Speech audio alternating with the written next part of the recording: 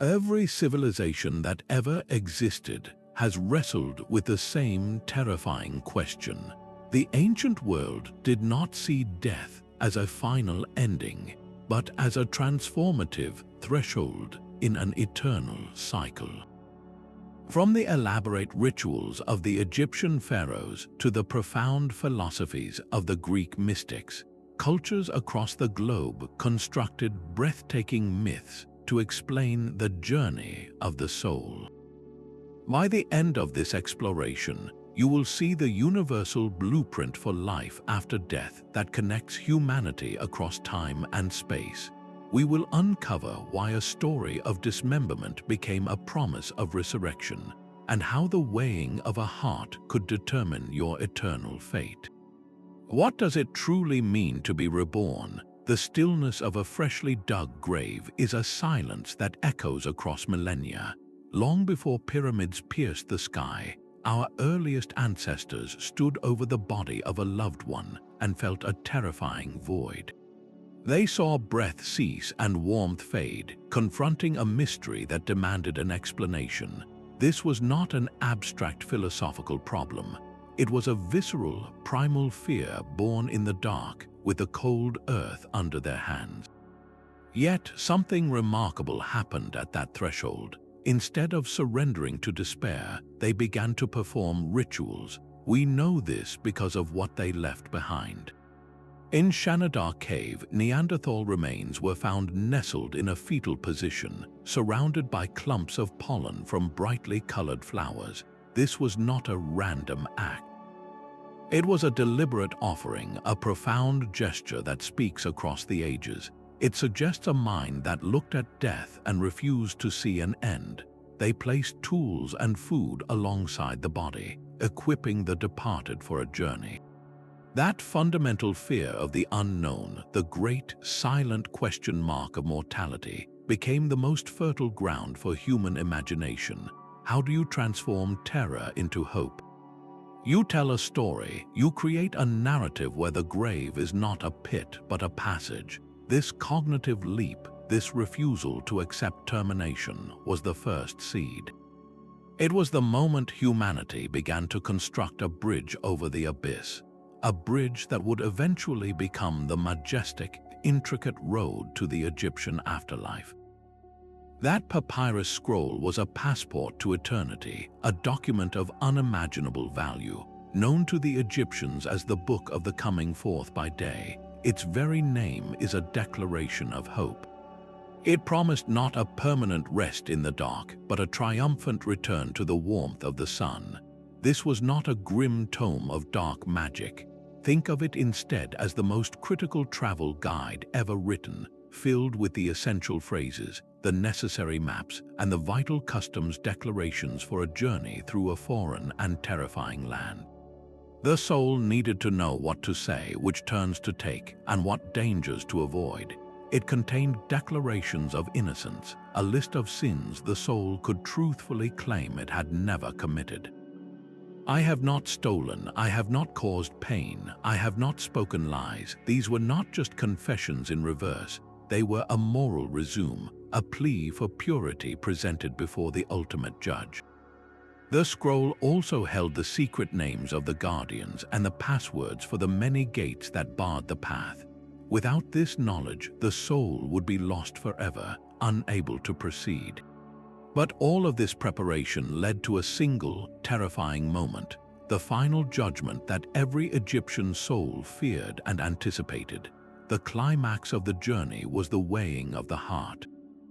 In a silent, hallowed chamber, the deceased's heart was placed on one side of a great scale. On the other side rested the feather of Maat, the goddess of truth, justice, and cosmic order. This was not a measure of wealth or power, but of moral weight. A heart heavy with lies, cruelty, or deceit would sink the scale, and such a heart was immediately devoured by a fearsome creature waiting nearby, part crocodile, part lion, part hippopotamus, a being known as the Devourer. This was the second death, a complete and utter annihilation of the soul, but a heart as light as the feather of truth, a heart unburdened by wickedness, granted a reward beyond imagination. The soul was declared true of voice and granted eternal life in the field of reeds. This was not a cloudy, abstract heaven. It was a perfect, shimmering reflection of the Egypt they knew and loved, with endless fields of grain, flowing rivers, and the company of their family for all time. This entire system, from the illustrated scroll to the final judgment, was a profound attempt to demystify the unknown. It gave people a clear, actionable path. Your earthly actions had direct, undeniable consequences for your eternal fate. This powerful idea that our deeds echo into the afterlife would not remain confined to the banks of the Nile. Far to the east, in the deep, forested river valleys of another ancient civilization, a very different but equally intricate cycle of death and rebirth was being envisioned, one that revolved around a god who was murdered, dismembered, and miraculously reborn. The promise of a heart weighed against a feather was a profound moral contract, but it was the story of a god that truly captured the Egyptian soul. In a tale of shocking violence and unwavering love, the myth of Osiris gave every person a divine blueprint for resurrection. The lord of the fertile land, Osiris, was murdered by his jealous brother, Set, who trapped him in a chest and cast it into the Nile. But Set's hatred did not end there. In a gruesome act meant to ensure his rival could never return, he dismembered the body, scattering the pieces across the length of Egypt. This was the ultimate desecration, a seemingly irreversible end. Yet his wife and sister, the goddess Isis, refused to accept this fate. Her grief was not passive, it was a force of will. She embarked on an epic search, gathering every piece of her husband. Using her profound magic, she reassembled his form, creating the first mummy, and for a brief, miraculous moment, restoring him to life long enough to conceive their son, the falcon god Horus. Osiris did not return to rule the land of the living. He descended to become the lord of the underworld, the righteous judge of the dead. His resurrection was not a reversal of death, but a transcendence of it. He became the king of a new, eternal kingdom. This story was far more than a divine soap opera. It was a direct explanation for the world the Egyptians saw around them every year. The murder of Osiris represented the parching of the land, the retreat of the Nile's life-giving waters. The patient, loving work of Isis symbolized the slow receding of the flood and the preparation of the soil. And the birth of Horus was the promise of the new crop, the victory of life and order over the chaos of death. This myth personalized the cosmic cycle. Every pharaoh, upon his death, was ritually identified with Osiris, becoming the god of the underworld so that his heir, the new Horus, could rightfully take the throne. And through their funerary rites, every common Egyptian hoped to become an Osiris themselves, to share in his ultimate victory. This powerful idea that a god could be torn apart and yet made whole again established a pattern of death and renewal that would ripple through the ancient world, finding a powerful echo in the lands between the rivers, where another dying and rising god wept for the fate of all humanity. While the Egyptian soul sought to become as light as a feather, a goddess in Mesopotamia chose to walk directly into the dark. Her name was Inanna, the Queen of Heaven, a being of life, love, and war who ruled from above. Yet she made a conscious, terrifying decision to descend into the great below, the domain of her sister and opposite, the grim goddess Ereshkigal. This was not a journey of the dead, but of the living, a voluntary confrontation with the ultimate unknown. Inanna passed through 7 gates, and at each one the guardians acted on Ereshkigal's orders. They stripped the goddess of her divine power piece by piece. First, they took her magnificent crown, then her royal rod, then the lapis lazuli beads from her neck. On and on it went, until she stood naked and bowed low before her sister's throne. The myth makes it chillingly clear: death is the great equalizer that renders all worldly status utterly meaningless. In that stark throne room, Ereshkigal fastened her eye of death upon Inanna, and the Queen of Heaven was killed. Her body hung on a hook like a piece of discarded meat. All signs of life ceased in the world above, but the story does not end in permanent stillness. Inanna, in her wisdom, had foreseen this possibility and sent ahead clever emissaries. These figures, neither fully human nor divine, waited for their moment. They witnessed Ereshkigal's own profound suffering, her agony as the queen of the desolate and the forgotten. And through a shared grief, they secured the lifeless body of their mistress. They revived her with the food and water of life, yet the laws of the underworld were absolute. No one could simply leave. A substitute had to be found to take Inanna's place in the land of the dead. When she returned to the surface, she discovered her own husband, Dumuzid, seated upon her throne, not mourning her loss but celebrating it. In her righteous fury, she fixed the eye of death upon him, and he was chosen to take her place for half of every year. This is the brutal, transactional core of the myth.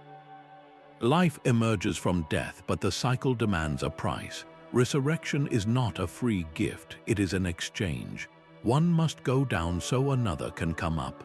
This vision of the afterlife lacked the moral courtroom of Egypt, replacing it with a stark, cyclical economy of power and sacrifice. It presented the universe as a system of balances, a concept that would find its most refined expression not in the mythologies of the West, but in the disciplined philosophies that arose far to the east. The myth of Inanna revealed a stark economy of sacrifice, but another ancient symbol offered a more solitary and glorious vision of renewal. Across deserts and seas, the legend of the phoenix presented death not as a grim transaction, but as a self-generated inferno of purification. This magnificent bird, cloaked in fiery red and gold, did not answer to any underworld god. It held the secret of its own rebirth. After living for 500 years, the phoenix would build a nest of aromatic spices, a pyre of cinnamon and myrrh. Then, as the Greek historian Herodotus recorded, it would position itself to be consumed by the rays of the rising sun, or in later tales, ignite the nest with a single beat of its powerful wings. From the ashes and a worm-like creature that emerged, a new, youthful phoenix would rise, ready to begin the cycle anew. This story captivated the ancient world, appearing in Egyptian lore as the Bennu bird associated with the sun god Ra, and later adopted by Roman poets and Christian theologians as a symbol of Christ's resurrection and the immortality of the soul. The phoenix is perhaps the purest metaphor humanity has ever conceived. It teaches that total destruction is not an end, but a necessary furnace for creation. The old self, burdened by time and experience, must be willingly surrendered to the flames so that a new, vibrant self can emerge. This powerful idea of cyclical regeneration finds its most detailed and profound expression not in a single myth, but in an entire philosophical and religious system that shaped a continent. It is in the ancient river valleys of India where the concept of the eternal cycle was codified into a precise and relentless law of the universe. That self-created fire of the phoenix was a glorious spectacle, yet it was a solitary transformation. In the ancient forests of India, a far more intricate and binding cycle was envisioned, one that encompassed every living being. This is the concept of Samsara, the great wheel of reincarnation. In this worldview, the individual soul, or Atman, is not on a single journey from birth to a final judgment. It is a traveler on an endless road, taking on one body after another, life after life. This is not a random process. It is governed by a precise, impersonal law known as karma. Every single action, every thought and deed generates a kind of spiritual consequence that determines the circumstances of the soul's next incarnation. A life lived with compassion and duty might lead to a rebirth in a fortunate situation. A life ruled by selfishness and harm could result in a future filled with struggle. The ancient text, the Bhagavad Gita, offers a beautiful and simple analogy. It says, as a person puts on new garments, giving up old ones, the soul similarly accepts new material bodies, giving up the old and useless ones. This framework transforms every single life into a classroom for the soul. Each incarnation, whether as a king, a craftsperson, or even an animal, presents unique lessons and challenges. The ultimate goal is not to accumulate good karma for a better next life, but to transcend the wheel entirely. This final liberation is called moksha, the profound realization that the individual soul is, and always has been, one with the universal spirit, Brahman. It is the understanding that the cycle of separate existence itself is the illusion to be overcome. This perspective sees the cosmos as a vast school of spiritual evolution, a stark contrast to the world we find in the frozen north, where destiny was not a lesson to be learned, but a glorious, tragic battle to be fought. The intricate wheel of samsara offered a path of spiritual evolution, but in the frozen halls of the Norse, destiny was written in ice and fire. Theirs was not a cycle of gentle rebirth, but a prophecy of total annihilation. The Vikings called it Ragnarok, the twilight of the gods. This was a future where the bonds of the world would shatter. The monstrous wolf Fenrir would break free, his jaws agape. The serpent Jormungandr would rise from the ocean, poisoning the sky. Loki, the betrayer, would lead an army of the dead against the gods themselves. In the ensuing cataclysm, the great world tree Yggdrasil would tremble, the sun would be swallowed, the stars would vanish, and the earth would be consumed by scorching flames before sinking beneath the waves. It was a script for the end of everything, where even the All-Father Odin would fall. Yet this was not the final word, the saga's whisper of a promise hidden within the ashes. After the fire has burned itself out and the waters have receded, a new world will emerge from the sea, incredibly green and fair. A new sun, the daughter of the old, will warm the land.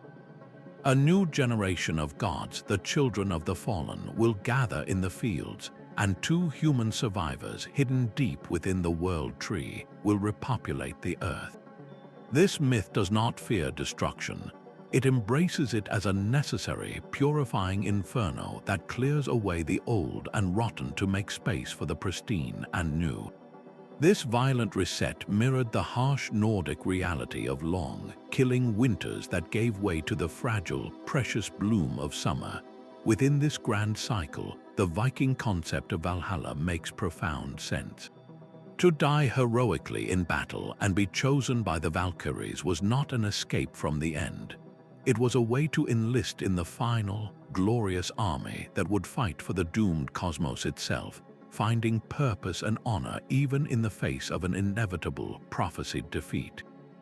This vision of a world reborn from its own wreckage is a world away from the serene and orderly path to enlightenment that would be charted in another ancient tradition. The Norse saw a world reborn from fire and ice, but the Buddha looked within and saw a different kind of fire altogether. He observed the relentless wheel of samsara, the cycle of death and rebirth described in ancient India, and diagnosed its true nature. This endless turning, he taught, was not a path of spiritual progress but the very engine of dukkha, a word often translated as suffering, but which really means a deep, persistent dissatisfaction with life. From the pain of sickness to the subtle disappointment of a fading pleasure, existence itself was permeated by this unease. The cause was not a punishment from the gods, but a simple, powerful force within the human mind, tanha. This is the insatiable craving, the burning thirst for pleasure, for possessions, for existence itself, and the equally powerful aversion to all that is unpleasant. We grasp at things, cling to people, and try to freeze moments in time, but the world is fundamentally impermanent. Everything changes. Our clinging, our craving, is like trying to hold water in our hands. It always slips through our fingers, leaving only the ache of loss. This craving binds us to the wheel, fueling rebirth after rebirth. The Buddha's great insight was that if craving is the cause of the cycle, then its cessation is the path to freedom. He offered not a prayer but a prescription, a practical method called the Noble Eightfold Path. This was not a single rule, but an integrated way of living encompassing right understanding, right intention, right speech, right action, right livelihood, right effort, right mindfulness, and right concentration. It was a comprehensive training to extinguish the inner fires of greed, hatred, and delusion. The ultimate goal of this path was nirvana. This is not a paradise in the clouds where souls go to rest. It is an indescribable state, the unconditioned, the blowing out of the flames of craving. It is the end of the thirst that fuels the cycle, a liberation so complete that it breaks the chain of cause and effect, of karma and rebirth forever. To aid in this most difficult journey, Tibetan Buddhism created one of the most detailed maps of the afterlife ever conceived, the Tibetan Book of the Dead. This text is not a book of judgment, but a guidebook read to a deceased person's consciousness as it navigates the bardo, the transitional state between death and rebirth. The book describes a series of astonishing visions, first of peaceful and then of wrathful deities, all understood as projections of the mind's own conditioning. The central instruction is to recognize these brilliant, terrifying apparitions as illusions, as products of one's own mental habits. If the consciousness can achieve this profound recognition, it can attain liberation right there in the bardo, escaping the need to be drawn back into another body. But if the pull of old attachments and fears is too strong, the consciousness will be propelled toward a new womb, seeking a new life that matches its karmic residue. This represents a monumental shift in spiritual ambition. The goal is no longer to secure a better station in the next life, but to refuse the next life entirely. It is the ultimate declaration of independence from the cycle itself, a philosophical stance that would set the stage for a very different vision, one where the entire cosmos is a battlefield between two eternal forces. The Buddha's path led inward to quench the fires of craving, but a Persian prophet looked upon the entire cosmos and saw a war. Zoroastrianism, one of the oldest monotheistic faiths, shattered the idea of an endless, repetitive cycle. For its founder, Zarathustra, history was not a wheel but an arrow, flying toward a single, triumphant destination. The universe was divided into two fundamental, opposing forces. On one side stood Ahura Mazda, the Lord of Wisdom, the embodiment of all that was good, true, and orderly. Arrayed against him was Angra Mainyu, the destructive spirit, the source of all lies, decay, and chaos. Every human being, in every thought, word, and action, becomes a soldier in this cosmic conflict. There is no neutral ground. To choose honesty over deceit, or compassion over cruelty, is to fight for the light. This dualism introduced a profound moral urgency to daily life, but its most revolutionary idea was its end game. This struggle would not continue forever. It was moving toward a final, definitive climax. At the end of time, a messianic figure known as the Saoshyant would appear. He would lead humanity in a final battle against the forces of darkness, culminating in a last judgment that would leave no soul unseen. The entire world would then be subjected to an ultimate purification, a river of molten metal that would flow across the land. For the righteous, this river would feel like warm milk, a comforting bath. For the wicked, it would be the searing agony of their own corruption made manifest. This fiery ordeal would not destroy creation, it would cleanse it. And in its wake would come the resurrection, the frashokrati. The bodies of the dead would be reconstituted, rising from their graves to be reunited with their souls. They would not be ethereal spirits floating in a cloudy heaven. They would live in perfected physical forms on a world made new, free from sickness, old age, and death. This was the ultimate promise, a physical eternity in a perfected reality. Here, the cyclical and the linear merged into a single, powerful narrative. The world undergoes a final, purifying renewal, echoing the themes of the Phoenix and Ragnarok, but it does so only once, as the triumphant conclusion to a linear history of moral choice. This Zoroastrian vision of a final judgment, a messianic savior, a clear heaven and hell, and a bodily resurrection provided the essential blueprint that would later be adopted and adapted by Judaism, Christianity, and Islam, forever altering the spiritual landscape of the Western world. This powerful synthesis of cycle and line, of renewal and finale, sets the stage for the Greek philosophers who would use pure reason to dissect the very concept of the eternal. The Zoroastrian vision of a final cosmic trial gave history a clear direction, but the Greek philosophers turned their gaze inward, seeking the key to eternity within the human mind itself. In a stark Athenian prison cell, a condemned man named Socrates faced his own death with unsettling calm. To his grieving friends, he presented a radical argument, not from myth or divine revelation, but from pure logic. He proposed that the soul is inherently immortal. It does not come into being at birth, nor does it dissolve at death. Instead, it exists eternally, simply cycling between two realms, the shadowy physical world we inhabit and the brilliant, perfect world of forms. In this view, our tangible reality is merely a flawed copy of a higher, truer reality where concepts like perfect justice, absolute beauty, and the essence of a circle exist in their pure state. This explains a profound puzzle of human experience, the feeling of knowing something you were never taught. A slave boy in one of Plato's dialogues, with only careful questioning, is guided to grasp a complex geometric proof. Socrates argues the boy did not learn something new, he remembered it. All learning, then, is a form of recollection or anamnesis, a process of the soul awakening to the perfect knowledge it possessed before being born into a body. This single idea recontextualizes the entire human journey. Life is not about accumulating information from scratch, but about scrubbing away the forgetfulness of birth to rediscover the wisdom we have always carried within.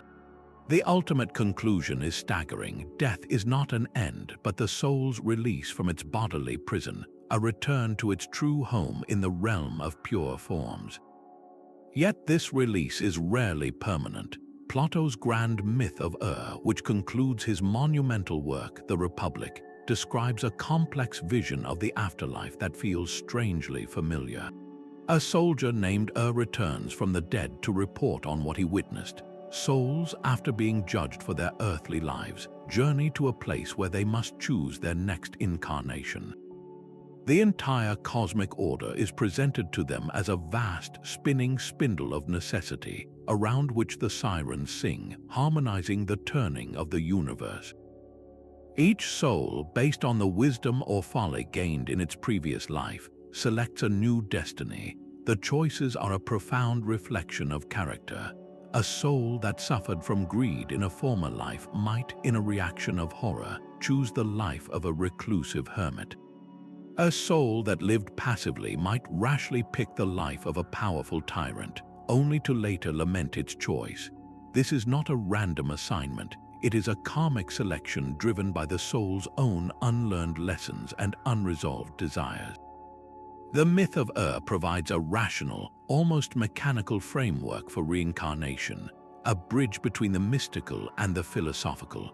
It moves the concept of the eternal cycle from the realm of pure story, or mythos, into the domain of reasoned argument, or logos. This philosophical grounding made the idea of a cycling soul immensely powerful, and it was eagerly adopted and expanded by mystical cults like Orphism, which wove it into ecstatic rituals aimed at purifying the soul for its next turn on the wheel.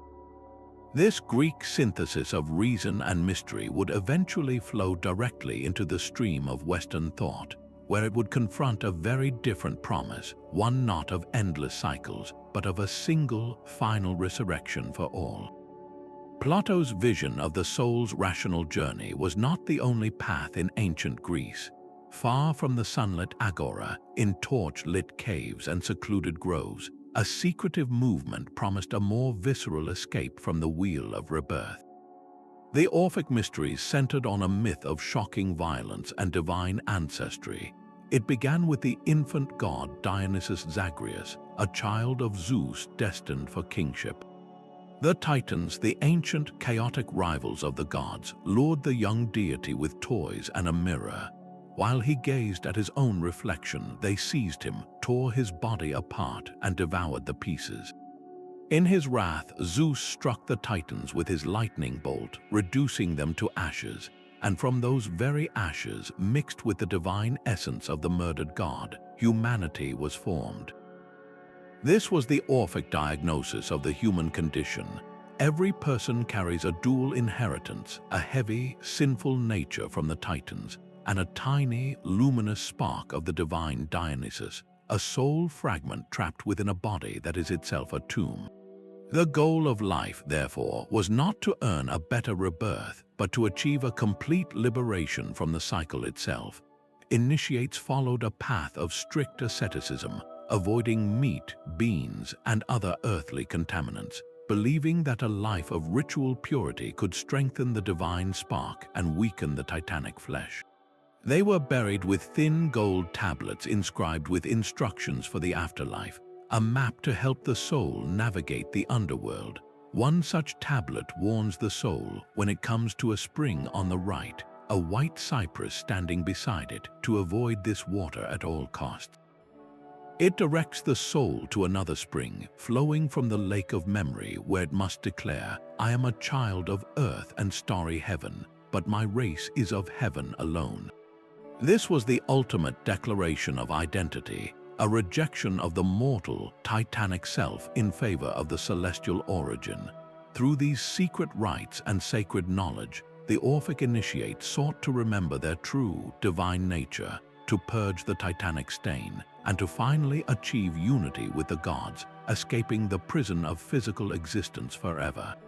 This intensely personal quest for liberation through esoteric knowledge finds a powerful echo not in the grand temples of the ancient world, but in the solitary, ecstatic journeys of the shaman.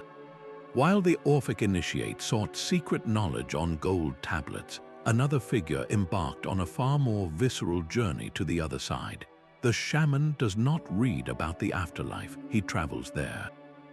Across the vast expanse of Siberia and into the heart of the Americas, these specialized individuals were known for their ability to enter ecstatic trances, to leave their bodies behind and cross the threshold into the spirit world. This was not a passive belief system, it was an active, dangerous profession. The path to becoming a shaman almost always began with a brutal initiation, a period known as the shamanic sickness. The aspiring shaman would fall into a deep, debilitating state, experiencing vivid visions of being torn apart by spirits. In these trances, they were symbolically dismembered. Their limbs were separated, their organs removed, their eyes plucked out. This was a direct, experiential encounter with death itself, a harrowing dissolution of the self. But it was not the end. After this ordeal, the spirits would reassemble the shaman's body, often inserting magical crystals or other power objects into the newly formed flesh. This reassembly was a rebirth, and it came with a profound transformation. The shaman returned to ordinary consciousness with new abilities, the power to heal, to divine the future, and most importantly, to navigate the realms of the dead. This entire process mirrors the myth of Osiris, but for the shaman, it was not a story from the past. It was a personal, lived reality that granted tangible power. Once initiated, the shaman's primary role was that of a psychopomp, a guide of souls. When a member of the community died, the shaman would enter a trance, his spirit journeying to meet the confused soul of the deceased. He would then lead it safely to the land of the ancestors, ensuring it did not become a lost, wandering ghost that could bring misfortune to the living.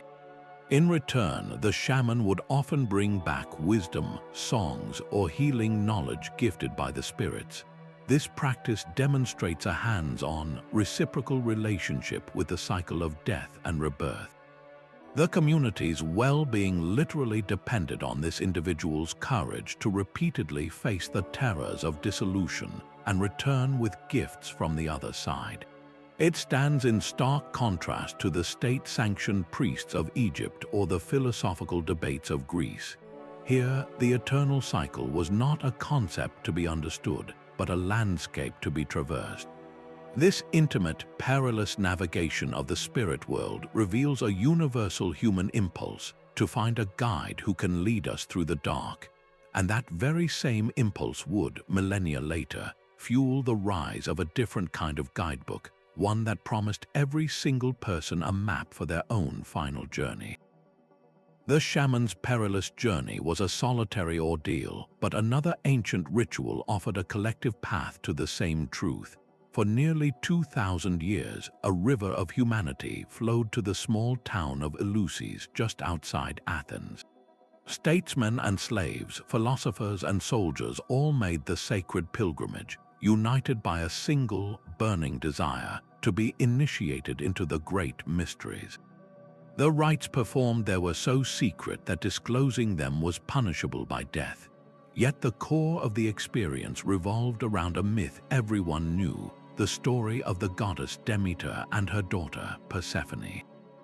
The tale is one of devastating loss. The young Persephone is abducted by Hades, the god of the underworld, while gathering flowers. Her mother, Demeter, the goddess of the harvest, roams the earth in a cloak of grief, and in her despair she makes the world barren. Famine threatens all of humanity until a compromise is struck. Persephone will spend 1/3 of the year with Hades in the underworld, and the remaining 2/3 with her mother in the world of light. This is the ancient explanation for the seasons, but at Eleusis it became something far more personal. It was the archetype for every human experience of loss, despair, and the hope for return. The initiates did not merely hear this story, they lived it. After days of fasting and purification along the sacred way from Athens, they entered the Great Telesterion, a massive hall designed to hold thousands in total darkness. What happened next is shrouded in silence, but fragments from ancient writers hint at a profound sensory and emotional assault. There were likely blinding flashes of light in the dark, terrifying sounds, and the solemn reveal of sacred objects. Most scholars believe the climax involved the drinking of a special potion, the kykeon, a mixture of barley and pennyroyal. This was not a casual beverage. Barley was intimately linked to Demeter, and some researchers suggest the grain could have been contaminated with ergot, a fungus containing compounds similar to LSD. Whether through psychoactive chemistry or the sheer power of ritual theater, the experience was transformative. Participants were not just told about the cycle of death and rebirth, they felt it coursing through them. They underwent a symbolic descent into the underworld alongside Persephone and shared in her triumphant return. The promise was not a theological argument, but a visceral certainty, a direct knowledge that the soul, like the grain, does not perish but is reborn. The initiate emerged from the Telesterion forever changed, carrying an unshakable conviction of a blissful afterlife. This was the ultimate power of the mysteries. They transformed abstract myth into a lived, emotional reality that eradicated the fear of death. This ancient technique of using ritual to induce a state of grace would become the very bedrock of a new religion that was waiting in the wings, one that would offer its own symbolic death and rebirth through the waters of baptism. The ritual at Eleusis promised a personal transformation, but the Christian sacrament of baptism made that promise universal and accessible. Here, the eternal cycle was not just observed or remembered, it was ritually performed. An individual would descend into the water, a symbolic act of being buried with Christ in his tomb. Then they would rise from the water, dripping and gasping, reborn into a new life just as Christ was physically raised from the dead. The Apostle Paul made this stunning parallel explicit in his letter to the Romans. He wrote, "We were therefore buried with him through baptism into death, in order that, just as Christ was raised from the dead by the glory of the Father, we too may live a new life." This was not merely a metaphor for moral improvement. It was a profound spiritual reality. The believer, through this ritual, participated directly in the core event of cosmic history. Christ's singular resurrection became the prototype, the divine mold into which every human destiny could now be poured. Death, the ancient and terrifying enemy, was thus transformed. It was no longer a final, victorious foe, but a defeated one, a portal that had lost its sting. This created a powerful new paradigm, a unique fusion of linear history and cyclical renewal. Time moved forward toward a final judgment and a general resurrection of all the dead, a linear arrow shot from creation to its consummation. Yet, within that grand trajectory, every single believer could experience a personal, spiritual cycle of death and rebirth through faith and sacrament. This was a hope not reserved for pharaohs or mystics, but offered to slaves and emperors alike.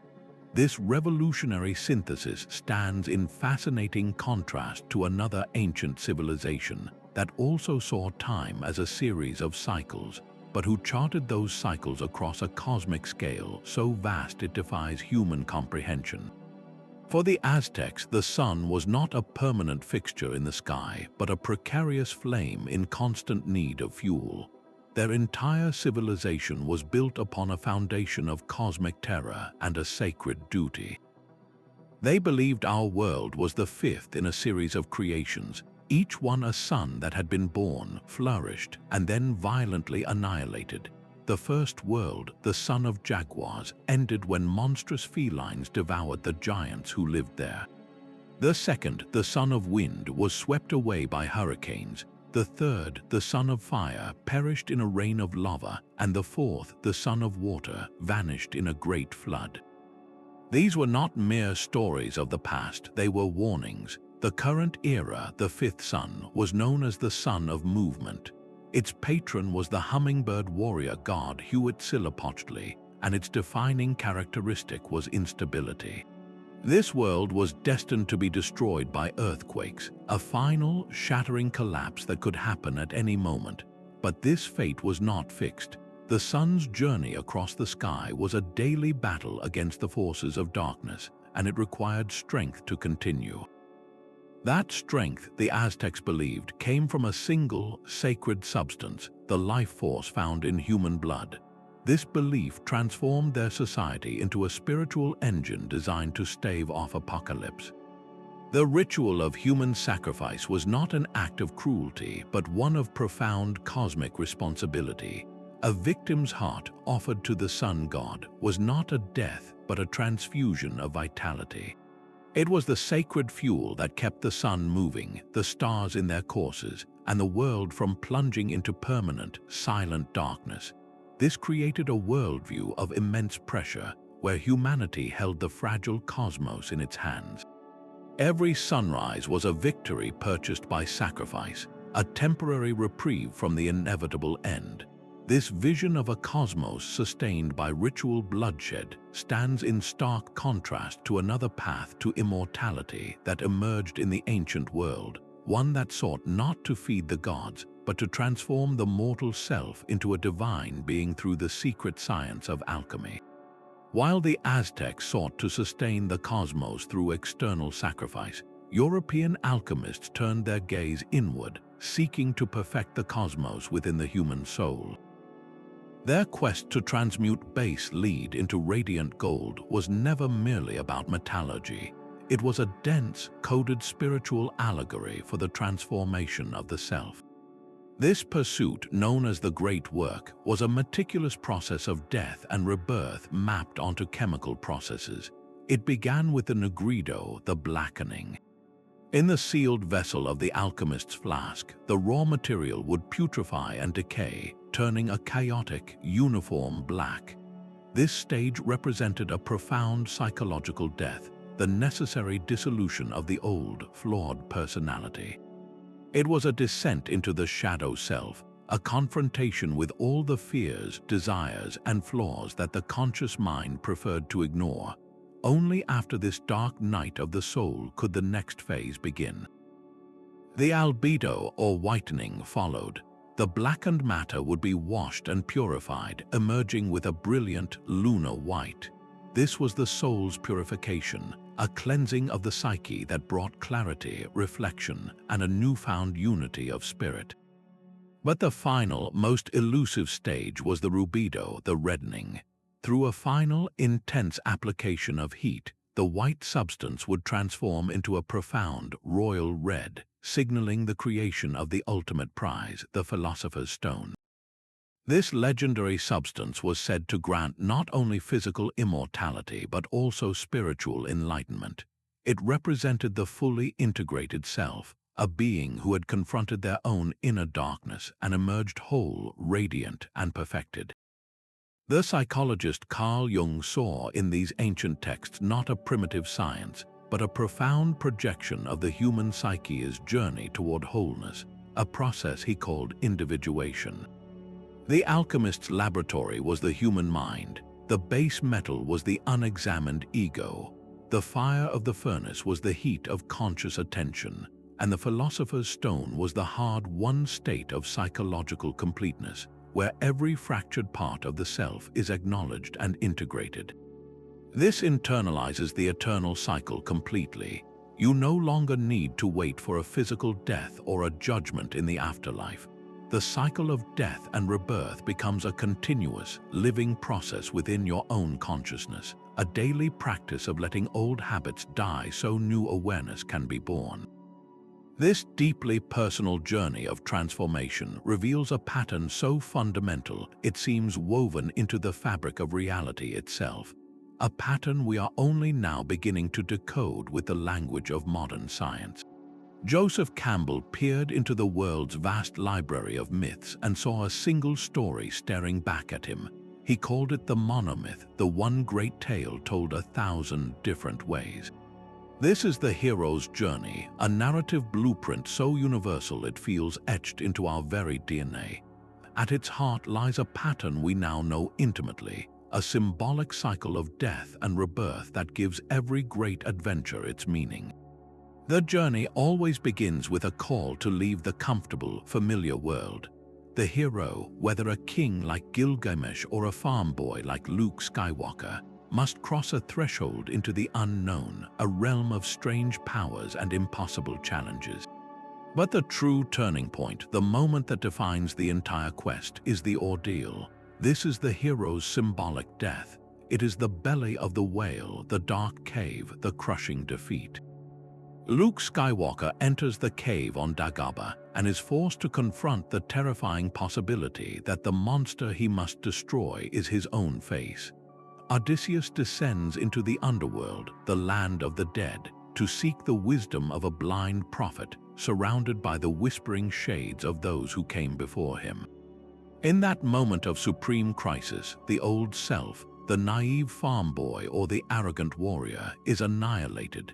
The ordeal is a psychological death, a total surrender of the identity the hero carried at the start. This is not a failure, but a necessary dissolution. The hero must be stripped bare, must face their deepest fear and be utterly broken by it. Only then, from the ashes of that defeat, can a new understanding emerge. The resurrection that follows is not a return to the old life, but a transformation. The hero rises with a new power, a crucial elixir, or a hard-won insight that they must now bring back to heal their ordinary world. They have died as the person they were and been reborn as the person they needed to become. This narrative arc is far more than just good storytelling. It is a profound reflection of the inner journey every human being undertakes. We may not fight dragons, but we all face our own ordeals, the personal crises, the failures, and the losses that shatter our old ways of being. The hero's journey tells us that this death is not the end. It is the crucial, painful, and transformative threshold we must cross to gain wisdom, to grow, and to ultimately return to our lives with a new capacity to contribute. These ancient stories are a map for the soul, assuring us that the terrifying descent is always followed by the possibility of a triumphant return. Carl Jung listened to these ancient stories and heard a truth not about gods, but about the human mind itself. He identified the death and rebirth cycle as a fundamental archetype, a universal pattern hardwired into what he called the collective unconscious. This is not a personal memory bank, but a deep, inherited layer of the psyche that all humanity shares. Within this framework, the ultimate human journey is one of individuation, the lifelong process of becoming a complete and integrated individual. And this process cannot happen without a kind of death. The conscious ego, the part of you that navigates daily life and thinks of itself as I, must undergo a symbolic dissolution. It is not about destroying your personality, but about humbling it, about loosening its rigid control to make room for the much larger, wiser entity Jung called the self. This is a psychological recapitulation of the Osiris myth, where the old king is dismembered so a new, transcendent king can rule. Jung made a startling observation about mental health. He stated that the foundation of all mental illness is the avoidance of true suffering. We build walls to keep out pain, shame, and the parts of ourselves we deem unacceptable. We lock them away in the shadow, Jung's term for the hidden, often dark side of our personality. But true healing, the path to wholeness, requires the exact opposite. It demands that we courageously open that locked door and confront the shadow.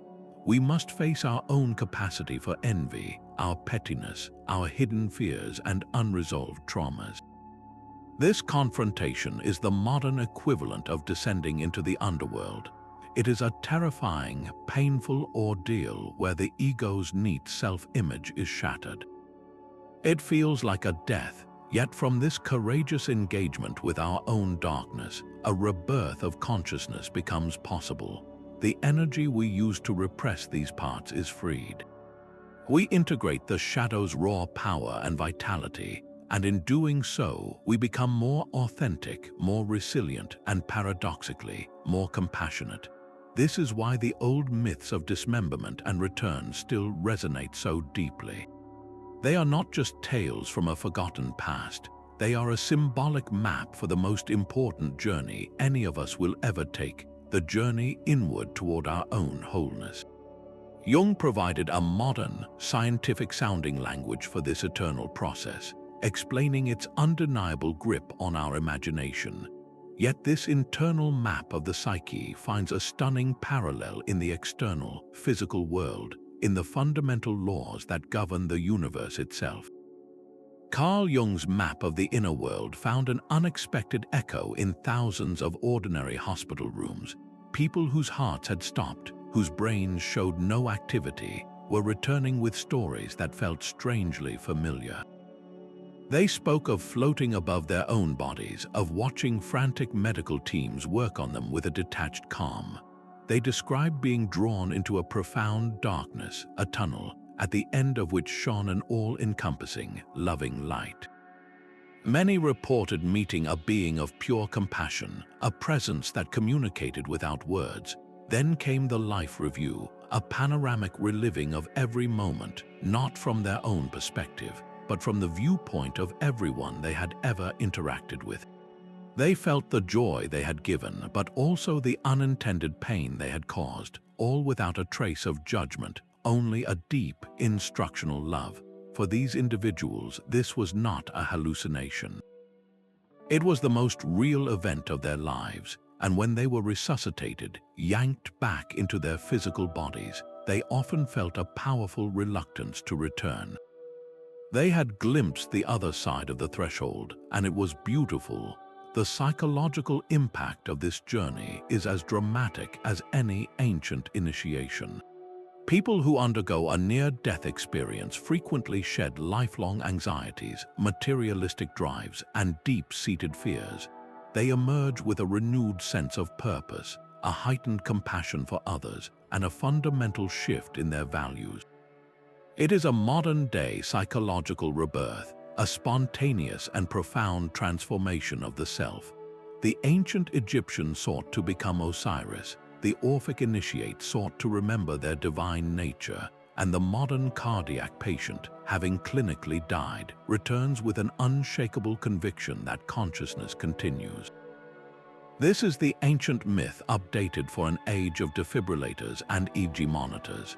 It provides a personal, empirical validation of the eternal cycle, a story not read from a scroll but lived in a hospital bed. Of course, the scientific debate is fierce. Some researchers propose these visions are the brain's final, chemical fireworks as it shuts down, a flood of endorphins and dopamine creating a comforting illusion. Others point to the startling consistency of reports across cultures and belief systems as evidence of a genuine transcendental phenomenon. Regardless of the ultimate explanation, the effect is undeniable. For those who lived through it, the near-death experience functions exactly as the oldest myths once did. It takes the terrifying unknown of death and fills it not with fear, but with the warmth of a loving light. It transforms the end from a full stop into a comma, a brief pause in a much longer story, and in doing so, it brings the most ancient of human questions out of the dusty tombs and directly into the sterile, fluorescent halls of modern science. Yet these timeless stories of spiritual rebirth find a profound echo in the silent language of science itself. Our planet operates on a grand, continuous cycle of decay and regeneration that requires no myth to explain it. A fallen tree in a forest does not simply vanish. It becomes a nursery for insects, a spongy bed for moss and fungi. Its rotting wood releases essential nutrients back into the soil, which then feed the roots of saplings straining toward the sun. The death of one organism becomes the literal sustenance for countless new lives. This is the nutrient cycle, nature's most fundamental law of return. There is no waste in this system, only transformation. The carbon that once made up a leaf becomes part of the air we breathe, is absorbed by the ocean, and is later woven into the shell of a microscopic creature. We are all, quite literally, walking repositories of ancient life, constantly borrowing atoms that will one day be returned to the great cycle to begin again. This physical truth extends far beyond our own world, reaching out to the scale of the cosmos. Every single atom in your body that is heavier than hydrogen, the calcium in your bones, the iron in your blood, was created in the nuclear furnace of a massive star. That star lived its life and then died in a spectacular supernova explosion, scattering these newly forged elements across the galaxy like cosmic seeds. Our solar system, our Earth, and our very bodies are all made from this stardust. We are the universe become conscious of itself, the reborn remnants of ancestral suns. And the grandest cycle of all might be that of the universe itself. Some cosmological theories propose a cosmos without a true beginning or end, an endless rhythm of expansion and contraction known as the Big Bounce. In this model, our universe's current expansion could eventually reverse in a great crunch, collapsing back to an unimaginably dense point, only to trigger another Big Bang and a new universe born from the ashes of the old. This scientific narrative strips away the gods and the judgment halls, but it leaves us with a vision no less majestic. Death and rebirth are not merely spiritual concepts, but the bedrock principle of physical reality, a law written into the fabric of everything from the soil under our feet to the distant, swirling galaxies.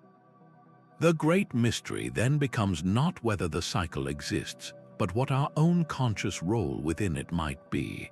The death and rebirth of gods and heroes is not confined to dusty scrolls. It echoes through the very stories we tell our children.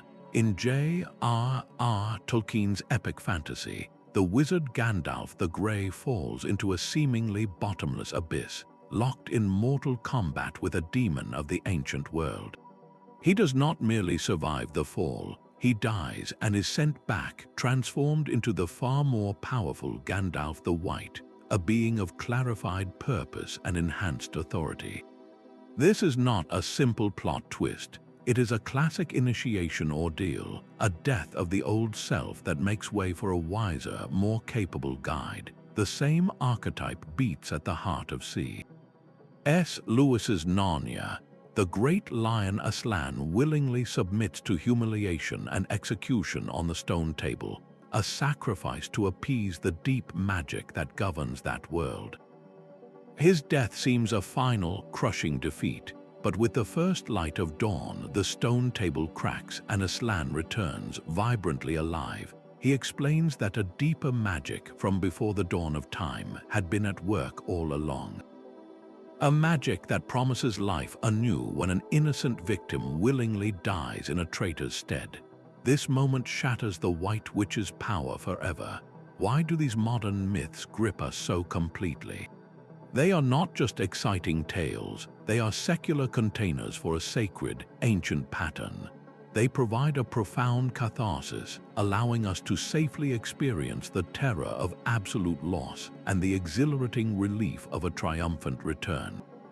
Superhero films are saturated with this motif.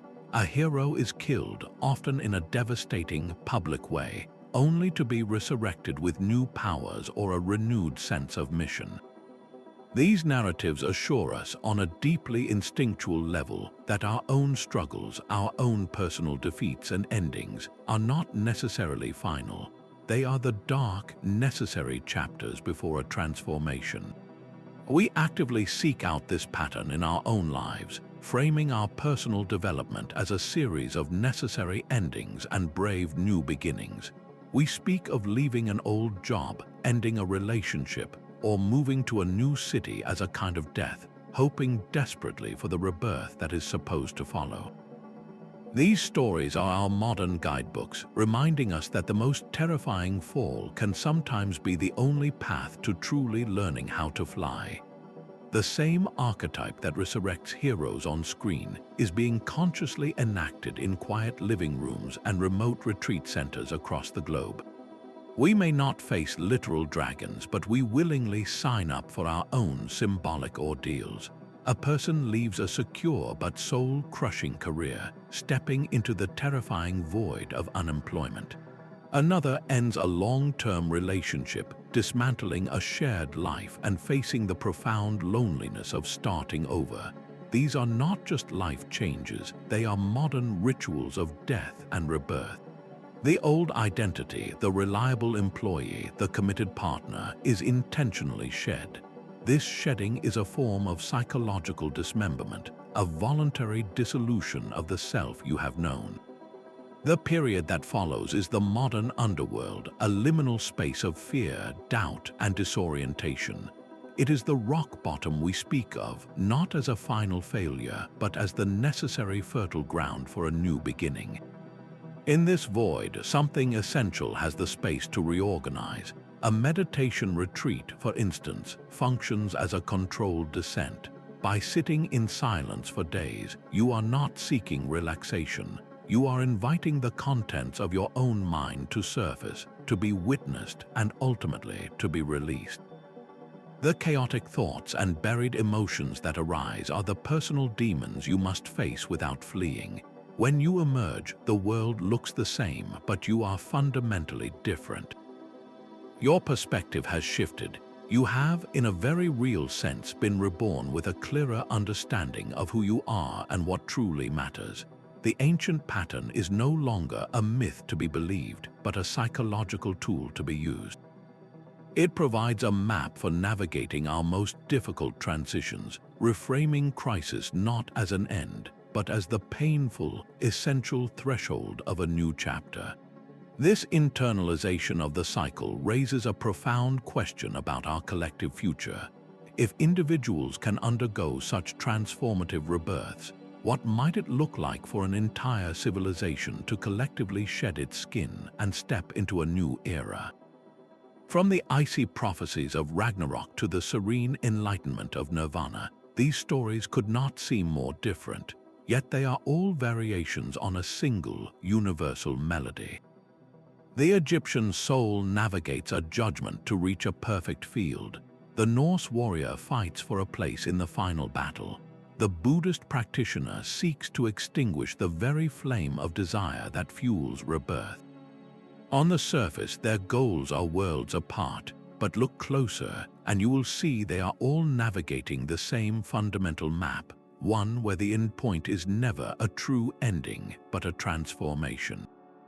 The destination may be a heavenly field, a liberated state, or a world reborn, but the path always leads through a symbolic death. This is the unified thread woven through the tapestry of human belief. It appears that our ancestors, separated by continents and millennia, independently arrived at the same profound conclusion. They looked at the world around them and saw irrefutable evidence of this cyclical nature. They watched the sun die in the evening, only to be reborn at dawn. They witnessed the lush green life of summer wither and fall, only to return with the spring rains.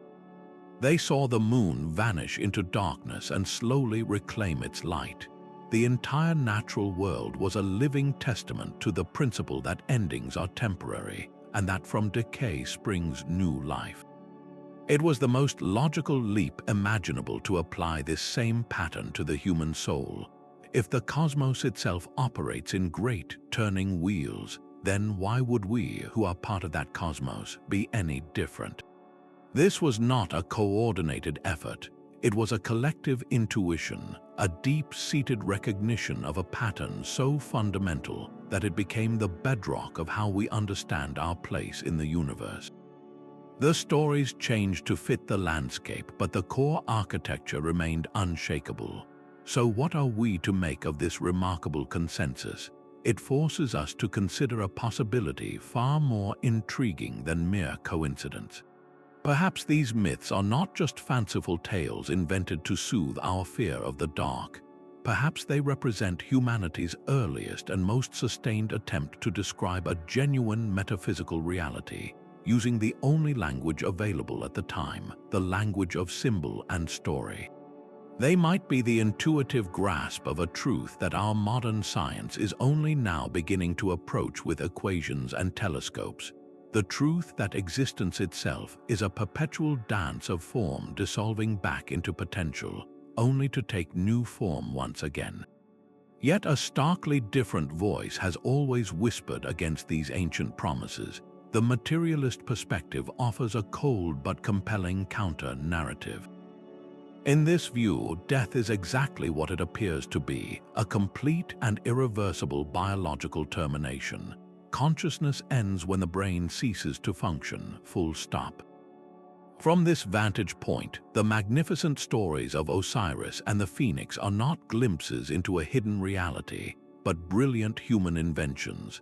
They are psychological defense mechanisms, intricate shields constructed by the human mind to buffer the terrifying prospect of its own annihilation. We are the only animals who know we will die, and that knowledge is a heavy burden to carry. These myths of rebirth, according to this skeptical challenge, are the ultimate coping strategy, a way to transform paralyzing terror into manageable hope. The archaeological record provides a fascinating clue. Elaborate burial rites and grand afterlife myths did not emerge in small, nomadic bands of hunter-gatherers. They exploded in complexity alongside the rise of agriculture, cities, and social hierarchies. Why then? One compelling theory is that these stories served a vital social function, telling a community that their revered leader would live on as a god, or that their back-breaking labor would be rewarded in a perfect field of reeds, was a powerful tool for maintaining order. It encouraged cooperation, reinforced moral codes, and gave people a reason to contribute to a society much larger than themselves. The promise of an eternal cycle was not just about comforting the individual, but about gluing the civilization together. This challenge forces a difficult and unresolved tension. Are these universal myths humanity's collective intuition of a genuine metaphysical truth, a pattern woven into the fabric of existence itself? Or are they the most beautiful and enduring evidence of the power of human hope, a testament to our imagination's refusal to surrender to the cold, hard facts of biology? Perhaps the answer is not a simple choice, but lies somewhere in the mysterious space between what we fear, what we hope, and what might actually be true. The tension between myth and materialism leaves us with a mystery that may never be fully resolved. Yet the power of the eternal cycle does not rely on proving its physical truth. Its real magic lies in the profound psychological blueprint it offers for our lives here and now. These stories, from the Egyptian field of reeds to the Buddhist path to nirvana, were humanity's first great attempt to build a bridge over the abyss of the unknown. They gave people a framework to live by, a map for the soul that transformed paralyzing fear into purposeful action. They taught that our deeds echo into eternity, that sacrifice can renew the world, and that even the most devastating personal failure is not a full stop, but a comma in a much longer story. This is the ultimate gift of these ancient narratives. They reframe our own struggles, our losses, and our heartbreaks not as meaningless chaos, but as the necessary dark night before a dawn. When you lose a job, a relationship, or a version of yourself you once cherished, you are walking the same archetypal path as Osiris being reassembled, or the hero facing the ordeal in the belly of the whale. You are in the process of a symbolic death, the painful but essential shedding that makes rebirth possible. This perspective does not erase the pain, but it gives it meaning. It assures us that the darkness is a passage, not a pit. The cycle continues in the quiet moments of our own lives, in every ending we mourn and every new beginning we courageously embrace. It whispers that we are all participants in a grand, cyclical dance that has given hope and structure to the human experience since the very first story was told around a fire in the deep dark of time.